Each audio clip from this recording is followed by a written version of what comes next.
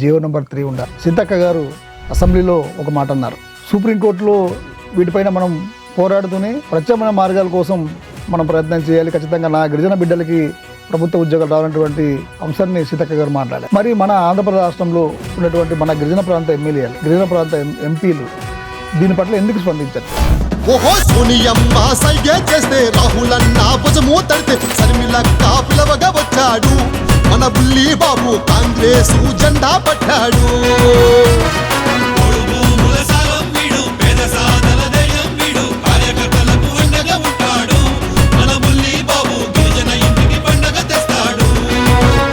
ఓహో చల్లని మీ దీవెన ఉంటే చక్కనైనా ఓటే వేస్తే చట్టసభలో మన బాధలు చెప్తాడంట బుల్లి బాబు.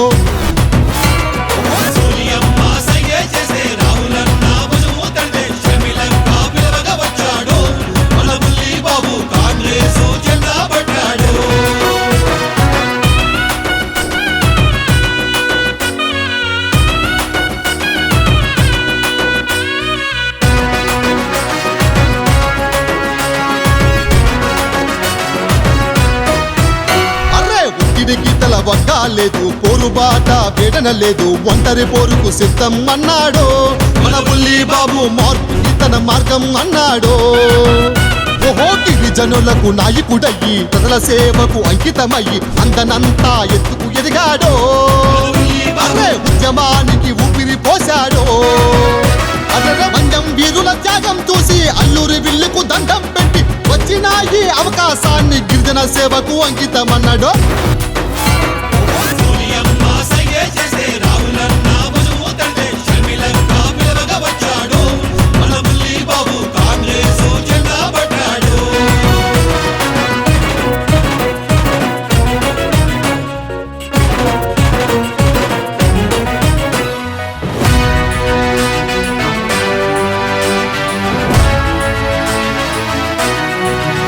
ఓహో అందరి తలలో నాలుక వీడు ఆరుగాలం శ్రమ చేస్తాడు. అందరినీ కలుపుకుపోతాడు.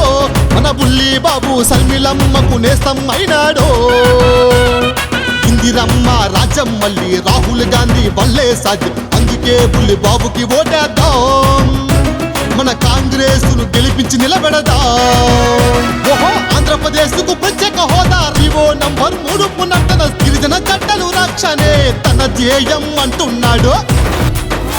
ఓహో సోనియమ్మ సైగే చేస్తే రాహుల్ అన్న భుజము తడితే శర్మిలక్క పిలవగా వచ్చాడు. మన బుల్లి బాబు కాంగ్రెస్ జెండా పట్టాడు.